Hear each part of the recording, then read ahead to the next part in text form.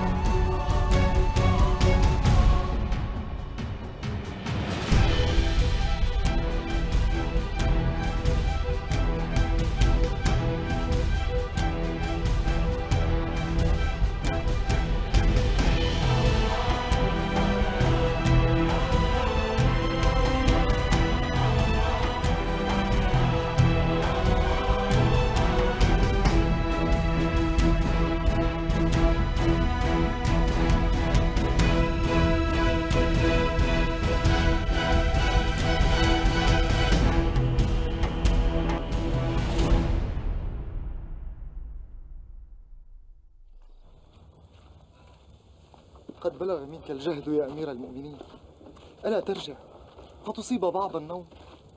كلا، ولكن أريح هنا هنيها. सुन मेरी बच्ची, जरा उठ तो सही, दूध में थोड़ा पानी तो मिला दे। फिर तुझे इसे बाहर जाकर बेचना भी तो है। अल्लाह का कुछ तो खौफ रखे। उमर ने मुनादिरा कराया था और सबको बजाहिर किया था कि दूध में पानी मिलाना ठीक नहीं होता। सुन, ना तो इस वक्त तुझे उमर देख रहा है, ना उसका कोई मुनादिर, तो जैसा कहा है वैसे ही कर। तो अब चाहती है लोगों के सामने मैं उनकी इताअत करूं और अकेले में ना करूं। रोजी हलाल है मगर कम है, तो हराम की कमाई से कहीं बेहतर होगी। अगर उमर हमें नहीं देख रहे तो अल्लाह तो हमें देख रहा है, जो कभी नहीं सोता।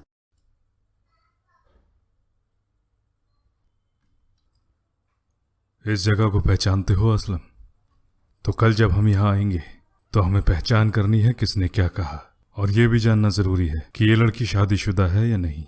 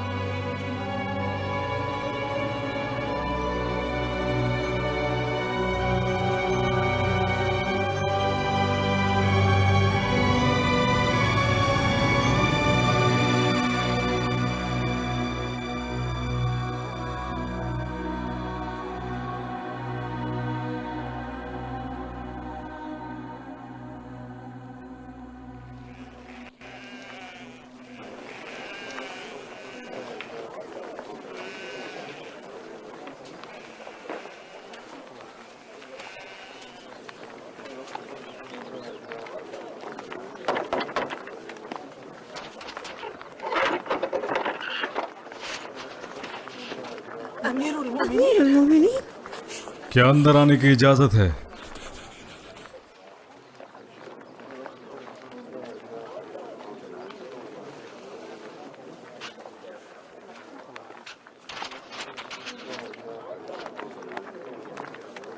अमीरुल मोमिनीन, क्या बात है अमीरुल मोमिनीन, क्या हमसे कोई खता हुई है? क्या आप अपनी बेटी को बुलाएंगी?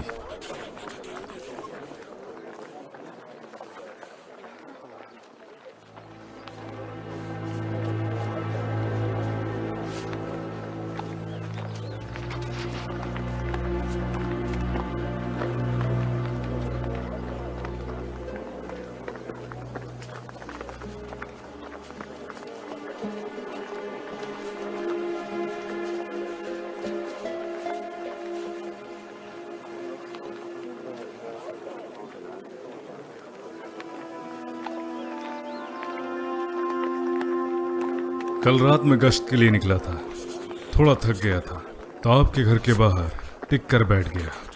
मैंने आपके घर से आती हुई कुछ आवाजें सुनी दूध के सिलसिले में। तौबा या अमीरुल मोमिनीन, तौबा, अल्लाह हमारे गुनाहों को माफ करे, हम तौबा करते हैं। ये कोई बड़ा जुर्म नहीं है, लेकिन अल्लाह से डरो और दोबारा ये गलती मत करना। ठीक है या अमीरुल मोमिनीन, ठीक है। और तुम, कितने अच्छे अमल हैं तुम्हारे। मैंने तुम्हारे बारे में तहकीक की और मालूम हुआ कि तुम्हारी अब तक शादी नहीं हुई। क्या तुम शादी करना चाहोगी? ज़ैनब, ज़ैनब। ये मेरा बेटा आसिम है और कुंवारा है। जब मैंने इससे तुम्हारे बारे में बात की तो इसने रजामंदी दिखाई। मैं चाहता हूं तुम इसे एक बार देख लो और ये तुम्हें देख ले। अगर तुम दोनों एक दूसरे को पसंद करते हो तो हम शादी कर देंगे।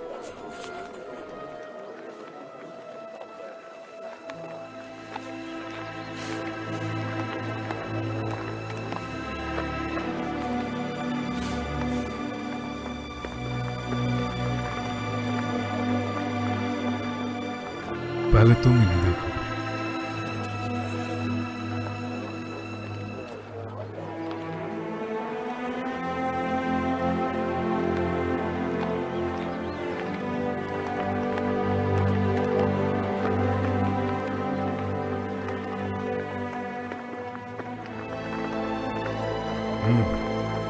क्या तुम कबूल करती हो? भला कैसे ना करेगी, बेटा तो अमीरुल मोमिनीन का है। अब से आप इनके निगहबान हैं। देखिए, बस थोड़ा शर्मा गई है। इन्हें अमीरुल मोमिनीन का बेटा समझकर हामी नहीं भरना। इनका खुद का कुछ नहीं है। अगर कुछ गलत किया तो मैं इन्हें दोगुनी सजा दूंगा। अल्लाह तुम्हारी जोड़ी सलामत रखे और तुम्हें नेक औलादों से नवाजे।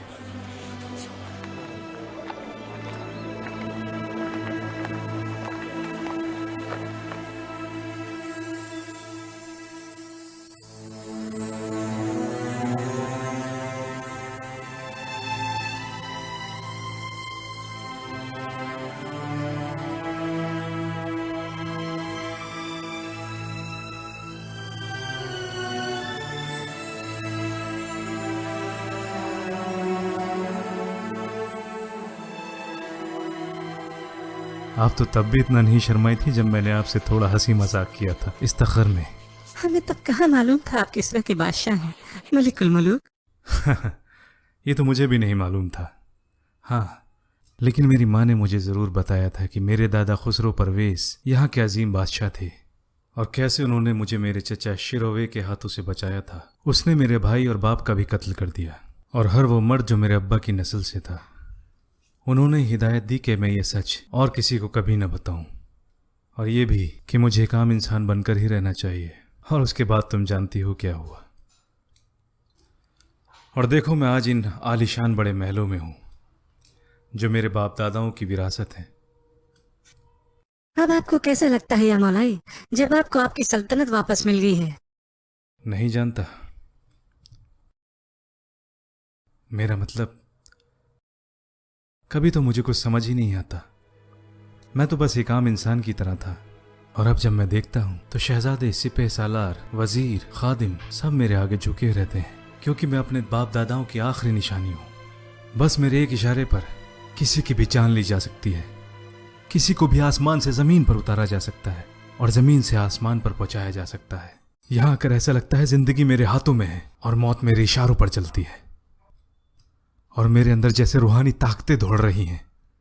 ये मेरे बाप दादाओं का तख्त और ताज और ये सफ़ेद आलीशान महल, मगर इनसे मुझे खुशी क्यों नहीं मिलती? मैं नहीं जानता कि कैसे लोग इस तख्त को पाने के लिए एक दूसरे का खून बहाते हैं और जान के प्यासे हो जाते हैं। अब आपकी बारी।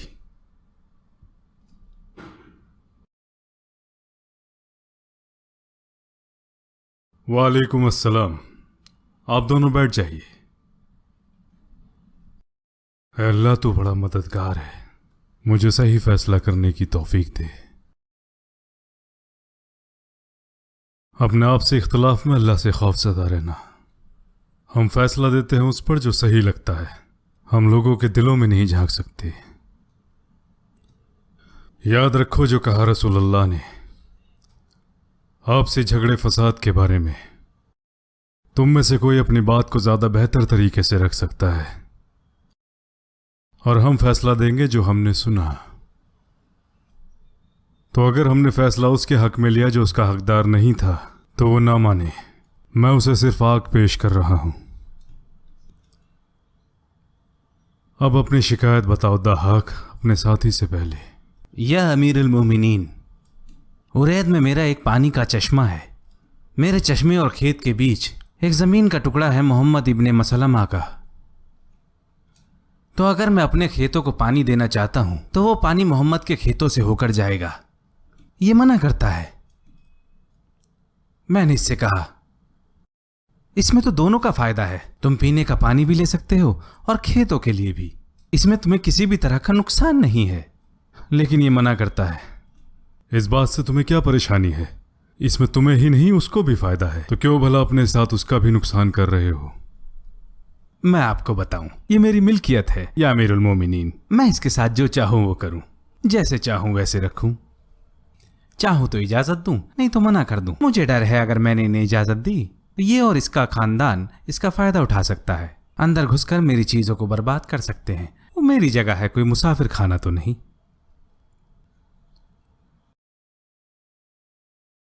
वो जगह तुम्हारी मिल्कियत है, इस बारे में कोई शक नहीं, लेकिन तुम्हारे इनकार की वजह से उसका नुकसान हो रहा है। जैसे तुम उसे उसकी जमीन का फायदा उठाने से रोक रहे हो, इससे तुम्हें कोई फायदा नहीं होने वाला, जबकि इजाजत देने पर दोनों का ही फायदा होगा और किसी को कोई नुकसान नहीं। तो क्या तुम नुकसान को फायदे पर तरजीह देते हो? अल्लाह ने जो भी हमें बख्शा है, हम सिर्फ उसी के हकदार हैं। हमें उससे फायदा लेना चाहिए, ना सिर्फ अपने लिए बल्कि दूसरों के लिए भी। इसीलिए दुनिया बनी है। तुम इस बात का ख्याल रखोगे कि ये तुम्हारी जमीन को नुकसान ना पहुंचाए। अगर ऐसा होता है तो मैं सजा दूंगा। क्या इस मामले पर आप दोबारा गौर नहीं करेंगे अमीर अल मोमिनीन? इस मामले पर फैसला हो चुका है। तुम्हारी मर्जी के बगैर ही अपने खेतों तक पानी को पहुंचाएंगे, यही फैसला है।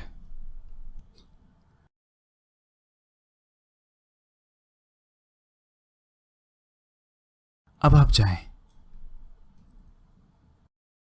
कोई शिकायत है? हाँ अमीर अल मोमिनीन। हातिब इब्न अबी बल्ता के खिलाफ? नहीं, उनके खादिम के। ये मेरे लिए काम करता है अमीर अल मोमिनीन। क्या किया इसने? इसने मेरी ऊँटनी चुराई है।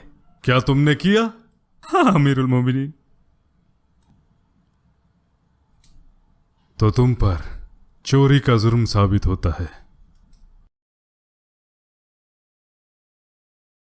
क्या किया तुमने इनकी ऊँटनी के साथ? हमने ज़िबा किया, खुद खाया और दूसरों को खिलाया। लेकिन तुमने ये क्यों किया? बताओ, किसी से डरने की जरूरत नहीं। भूख अमीर अल मोमिनीन हमसे बर्दाश्त न हो सकी। क्या तुम इन्हें खाना नहीं देते हातिब? ला हौला वला कुव्वता इल्ला बिल्लाह। भला तुम्हारी इंसानियत कहां चली गई? ये तुम्हारा मुलाजिम है और तुमने इन्हें भूखा रखा। अगर इनमें से कोई वो भी खा लेता जो अल्लाह ने हराम किया है तो कोई गुनाह नहीं होता। जैसा अल्लाह का हुक्म है, जिसने अपने जीने के लिए वो खाया जिसकी हमने मनाही की है, तो उसने कोई गुनाह नहीं किया। शक की बिना पर जो सजा मैंने इनके लिए मुकर्रर की थी वो मैं माफ करता हूं। शक की वजूहात पर मुकर्रर सजाएं भी माफ की जा सकती हैं। तुम तीनों जा सकते हो। भला मेरी ऊँटनी का क्या होगा अमीरुल मोमिनीन? अल्लाह, जैसे मैंने सजाएं माफ की हैं उतना ही भारी जुर्माना भी डालूंगा। ये जो कुछ भी हो उसके जिम्मेदार कोई और नहीं, सिर्फ तुम हो। तुम्हारी ऊँटनी की क्या कीमत है? 400 दरहम। जाओ और इन्हें 800 दरहम ला कर दो। मैं दुगना दाम क्यों दूंगा? तुम्हें देना पड़ेगा। मैं तुम्हारे खादिमों के बारे में भी पता करूंगा। अगर मैंने पाया कि तुमने उन्हें भूखा रखा है, जिस वजह से वो सजा तुम उन्हें दोगे, तुम उसके पहले हकदार होगे। फैसला हो चुका है।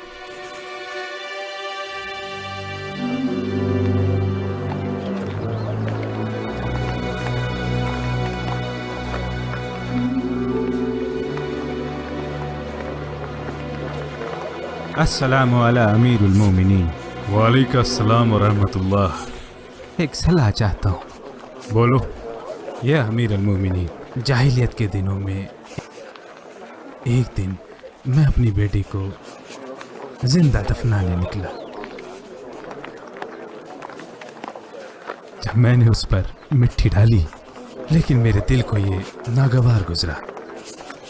फिर वो और मैं मुसलमान हो गए। मगर जब वो जवान हुई,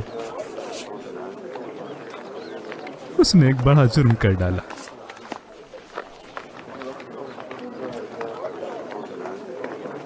तुम्हारा मतलब जिना? फिर उसने खुदकुशी करने की कोशिश की। नसें कट जाने के बाद भी हमने उसे बचा लिया। खिदमत की जब तक वो सेहतमंद न होगी। मगर अब उसने तौबा कर ली है और अमाल भी अच्छे हैं।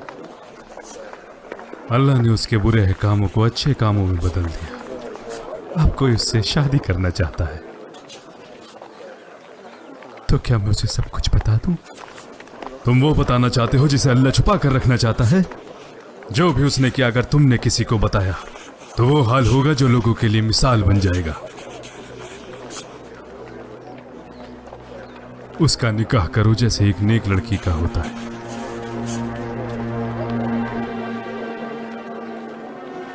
मेरी तकलीफ आपने दूर कर दी अमीर अल मोमिनीन। अल्लाह आपको हर फिक्र से दूर रखे दुनिया और आखिरत में। खुद को क्यों अजाब में मुब्तला कर रहे हो? ये मेरे लिए एक तकब्बुर का हिस्सा है जिसे अल्लाह पसंद नहीं करता। मैं भी तुम्हारी तरह मुसलमान जमात से हूँ, लेकिन मेरी आजमाइश तुम लोगों से ज्यादा है, मेरे ओहदे की वजह से। अब आप जा सकते हैं, अल्हम्दुलिल्लाह।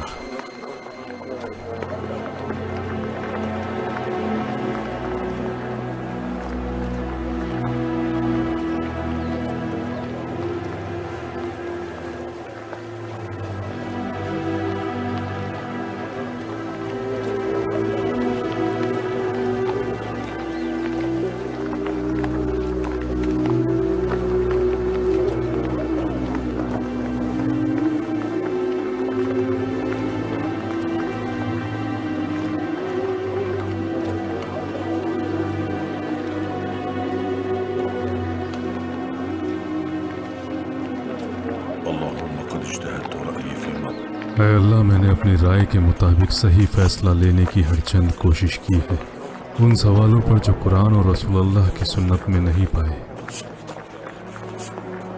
मेरा मकसद सिर्फ और सिर्फ सही रास्ते पर चलना है। तेरे दीन की मेरे दिल में बस यही समझ है। अगर मैं सही फैसला करता हूँ तो ये तेरी तौफीक की वजह है, और अगर मैं गलत हूँ तो ये मेरी नासमझी है। हम तेरे ही गुनहगार हैं और तुझसे पनाह मांगते हैं।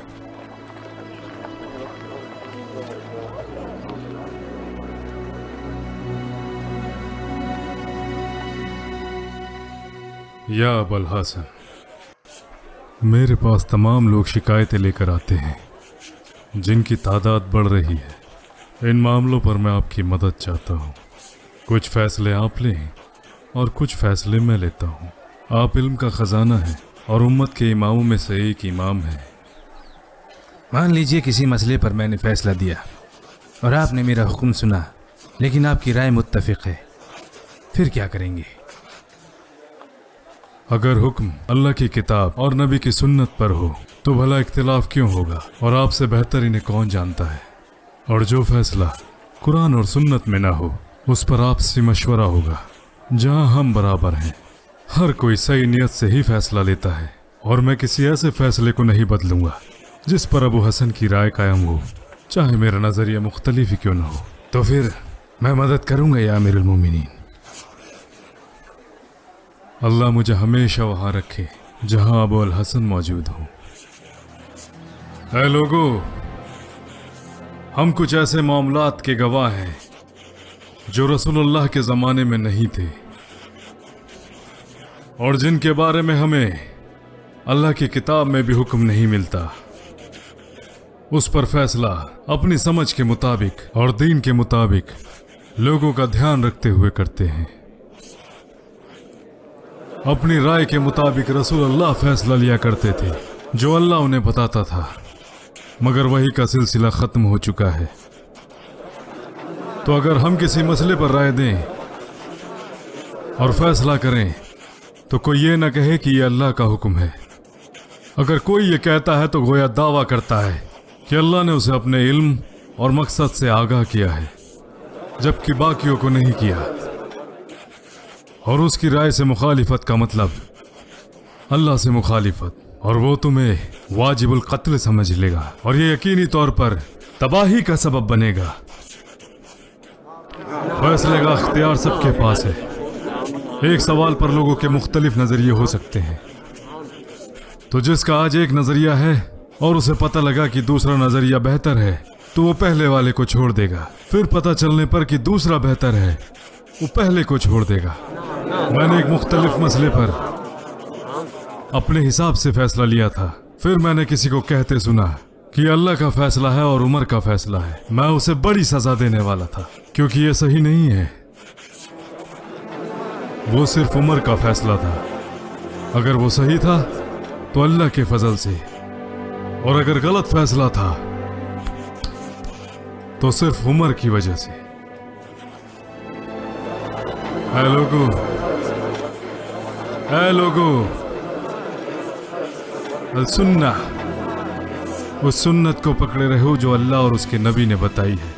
निजी तौर पर लिए गए किसी भी फैसले की बराबरी वैसी नहीं हो सकती।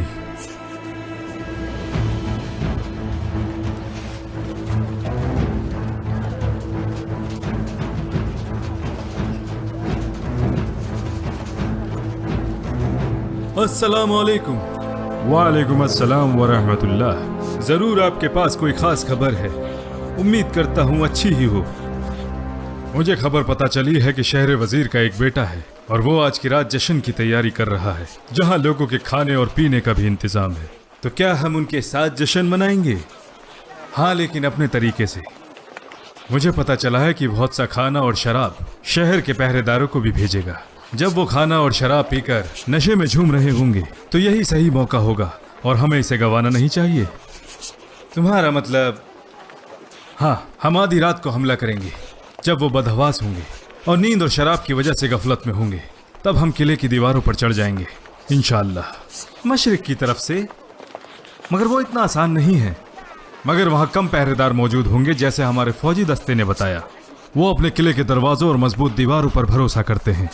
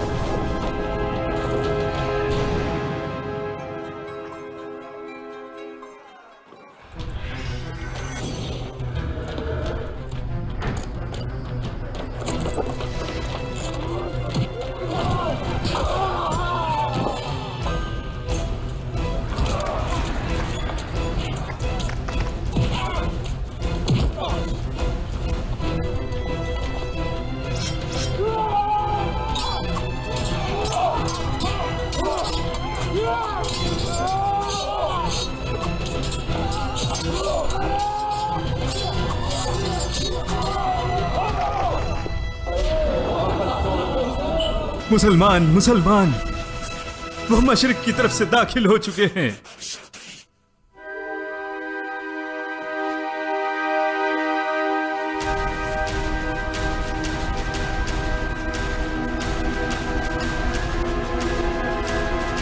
पीछे हटो।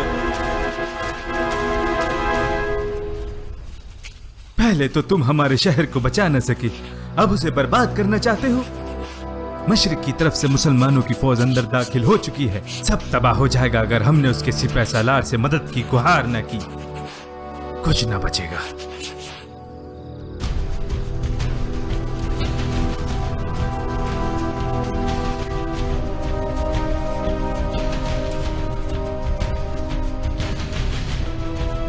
मुसलमान अंदर दाखिल हो चुके हैं मशरिक की तरफ से।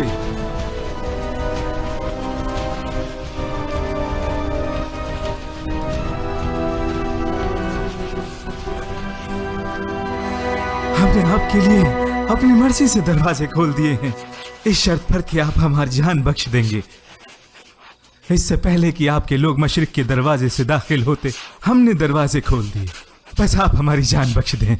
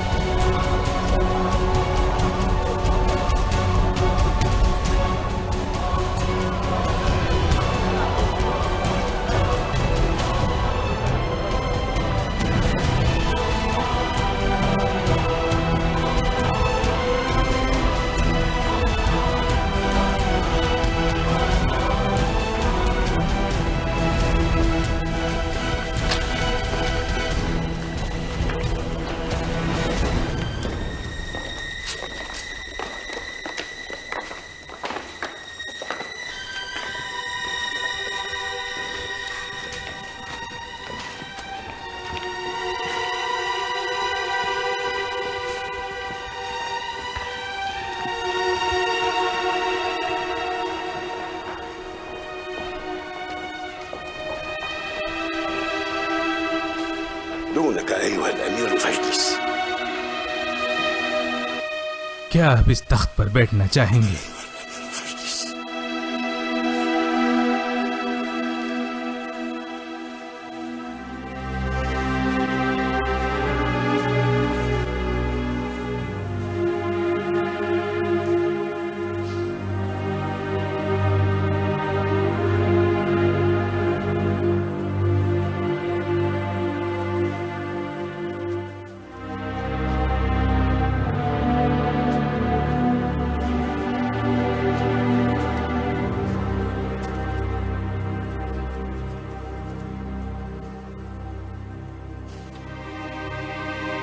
आपसे अमन की उम्मीद है अमीर।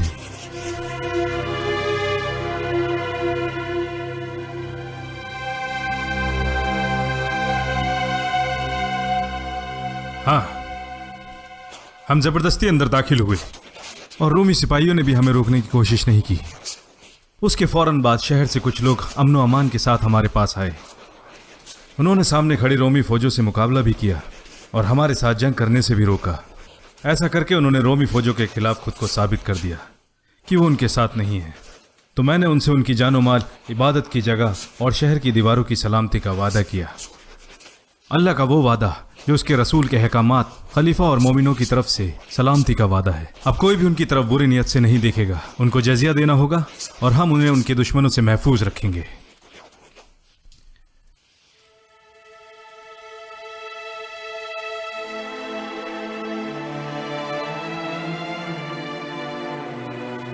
एक मुसलमान का किया वादा सारे मुसलमानों को उसका पाबंद करता है। खालिद एक सरदार है और इनके वादे का एहतराम होगा।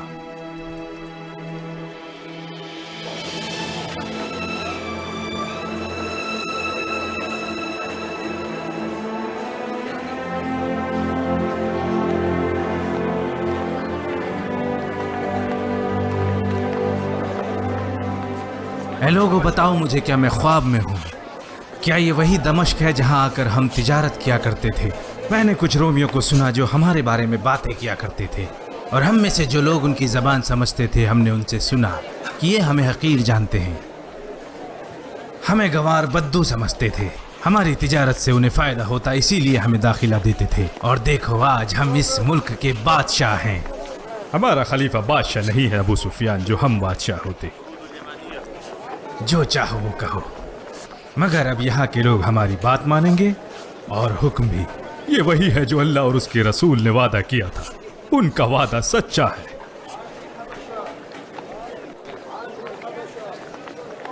काश अबू सुफियान जल्दी इस्लाम में दाखिल हुआ होता तो उसकी हैसियत भी इस्लाम में एक सरदार की होती, जैसे पहले हुआ करती थी।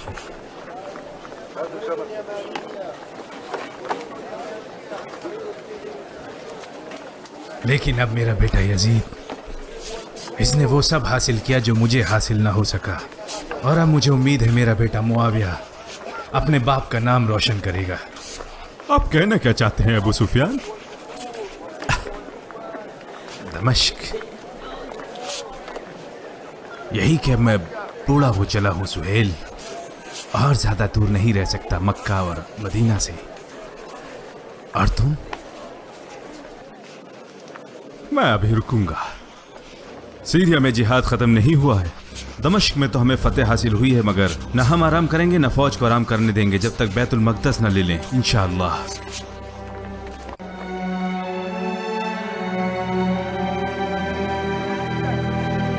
आपका बहुत खैर मकदम है अबा ज़ैद। इतने लंबे सफर के बावजूद भी आप बिल्कुल जवान दिखाई दे रहे हैं। क्या ये दमश्क की हवा का असर है? क्या ये फतह हमें 10 साल पहले नहीं मिल सकती थी? अल्हम्दुलिल्लाह, मैं आपको अल्लाह की राह में मुजाहिद देख रहा हूँ, फी सबीलिल्लाह। उसने आपको दिखा दिया है कि उसका वादा कैसे सच्चा है। और देखो, मेरे सामने के दांत आज भी जाहिर हैं, जिन्हें उमर खींच कर निकालना चाहता था ताकि मैं बोल न सकूं। रसूलुल्लाह सल्लल्लाहु अलैहि वसल्लम सबसे ज्यादा दूरअंदेश, कामिल और हिकमत वाले थे। आप तो जानते ही हैं कि हमें बड़े मुश्किल से दमश्क की खुशखबरी हासिल हुई है। जब मुझे इराक से अल-मुतन्ना का खत मिला, उन्होंने मुझे बताया कि फारसियों ने खुसरो परवेज के चिराग को अपना बादशाह बना लिया है। वो उसकी खिदमत और इताअत करते हैं, इसलिए उनकी आपसी रंजिशें खत्म हो गई हैं। उन्होंने अपनी फौजों को जमा कर लिया है और अपनी टुकड़ियों को गांव के इलाकों में भेज रहे हैं और लोगों को मजबूर कर रहे हैं कि वो हमारे साथ किया मुआहदा तोड़ दें। अल-मुदन्ना की आर्मी इतनी बड़ी फौज का मुकाबला अकेले नहीं कर सकती। वो एक बड़ी जंग चाहते हैं, जो हम भी चाहते हैं। मैंने अबू उबैदा को नसीहत की है कि वो खालिद और अल-काका की फौजों को इराक भेज दें।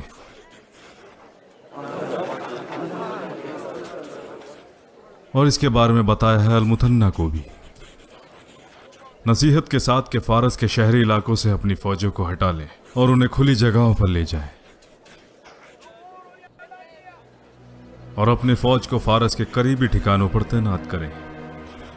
रबिया और मुदर के कबीलों और बाकी कबाइल को भी अपने साथ जमा करें। या तो उनकी मर्जी के साथ या मर्जी के बगैर। उन्हें अरब की सभी फौजों को जमा करना होगा, जैसे फारस कर रहे हैं। जो भी मुसीबत आती है उसका सामना सबको मिलकर करना पड़ेगा,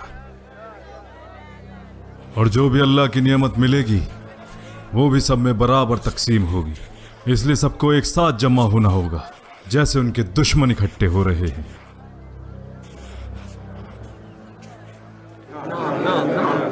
जब वो इकट्ठा हो जाएंगे मैं उनसे मिलने जाऊंगा, और मेरी जगह अबू अल हसन संभालेंगे। अगर आप फौज के सदर बनकर इराक कूच करेंगे, हमारी समझ से ये सही तरतीब नहीं है। इस बड़ी जंग में आपको हराया भी जा सकता है और आप हलाक भी हो सकते हैं। हमें डर है कि उसके बाद मुसलमानों का मुस्तकबिल क्या होगा। लेकिन क्यों ना आप मदीना में ही रुककर अपनी फौजों को तनकीद करें और मुस्लिम सल्तनत को संभालने में मदद करें। अगर हमें फतह नसीब होती है, जैसी कि हमें उम्मीद है, तो सब कुछ पहले की तरह ठीक हो जाएगा। नहीं तो आप एक के बाद एक फौज भेजें जब तक कि हमें फतह न मिल जाए इंशाअल्लाह। अगर सब इसी राय पर मुत्तफिक हैं तो फौज की क़यादत कौन करेगा? खुद शेर ही करेगा।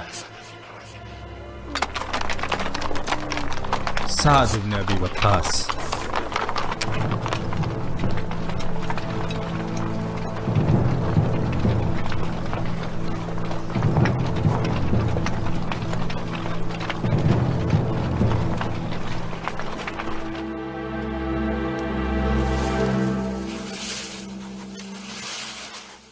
मुझे लगता है जैसे मैं सपना देख रही हूँ। मैंने एक समझदार इंसान को कहते सुना कि जिसके पास पाने के लिए बहुत कुछ होता है, खोने के लिए भी बहुत कुछ होता है। जिसके हाथ में मुल्क का दारोमदार है, उसे उसके खोने का भी उतना ही डर होता है, और उसका एहसास भी उतना ही बड़ा होता है। आज मुझे सबसे ज्यादा फिक्र है कि मैं इसे खो सकती हूँ। क्या तुम मुसलमानी फौज के बारे में बात कर रही हो? अल-कदीसिया में रुस्तम अभी तक फौज लेकर नहीं गया। किस बात की देरी है? जब भी मैं उससे कहता हूँ, वो कहता है कि हमारे अंदरूने मुल्क मामलात अभी तक नहीं सुलझे और उसके जंग में जाने से ये और ज़्यादा ख़राब हो सकते हैं, और ये भी कि हम उन्हें छोटी जंगों में मसरूफ़ रखें। उसने नसीहत दी कि जालिनूस को फ़ौज का सिपह सालार बनाकर भेजा जाए, क्योंकि हमारे सितारे अभी ठीक नहीं चल रहे। आपको रुस्तम को बुलाने या मशवरे की जरूरत नहीं है। आप उसे हुक्म दें और वो इताअत करेगा। मैंने सुना है कि वो नजीमियों से मशवरा करता है और उनकी बात मानता है। उसके इन जान तारों का क्या फायदा अगर मुसलमान फारस पर कब्जा कर ले? जो हम करते हैं वो नजूमी बताते हैं। ऐसा नहीं है, जो इन तारों को पढ़ते हैं वो वही बताते हैं जो उनके दिमाग में चल रहा होता है।